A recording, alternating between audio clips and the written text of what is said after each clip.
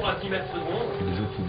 On sait qu'un receveur, quand il déclenche sa mise en action ici, après une dizaine de mètres, il est à peu près à 5 mètres 80, 6 mètres secondes. Après, il passe à 7 mètres et quelques, 8 mètres et quelques, puis il peut sortir de la boîte à 10 mètres secondes. Donc ici, on sait qu'on est à 7 mètres secondes, 6-7 mètres secondes, on est à 10 mètres. Le porteur du bâton court avec un bâton à 10 mètres. Le bâton va à 10 mètres secondes. Si le bâton est pris à ce niveau-là, eh bien la vitesse du bâton va chuter. Et donc forcément, on va perdre du temps, le bâton perd du temps. Donc à ce moment-là, il passe de 10 mètres à 7 mètres. Donc c'est pas bon. L'objectif est de transmettre le bâton lorsque le receveur est à pleine vitesse. Et la pleine vitesse, où est-ce qu'elle est obtenue? Eh bien, elle est obtenue à partir de au moins une vingtaine de mètres. Donc grosso modo, il faut que les transmissions se fassent chez les seniors, chez les plus jeunes, c'est différent. C'est plutôt du 16e appui, chez les plus jeunes. Il faut qu'elle se fasse après les 20 mètres, quoi.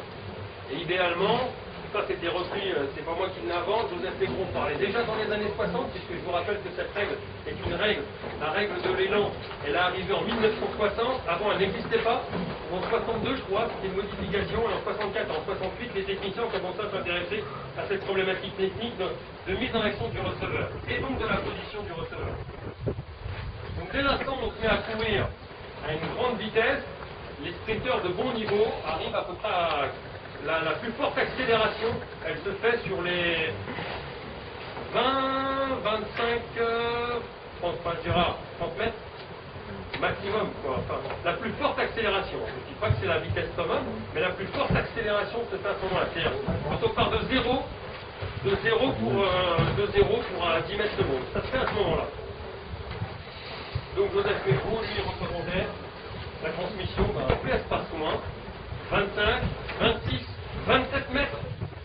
C'est à ce moment-là que le receveur, à la plus grande vitesse, c'est à ce moment-là qu'il faut transmettre le bâton. Alors c'est risqué bien évidemment, mais nous on n'a pas le choix, parce que quand on est face à 3 Jamaïcains, à 4 Jamaïcains qui sont en moins de 10, et qui transmettent les bâtons comme des quiches, excusez-moi l'expression, parce que le bâton, eux, les Jamaïcains, c'est sûr, hein, il avance à 12 mètres secondes, mais c'est sûr qu'ici il est à 7 mètres.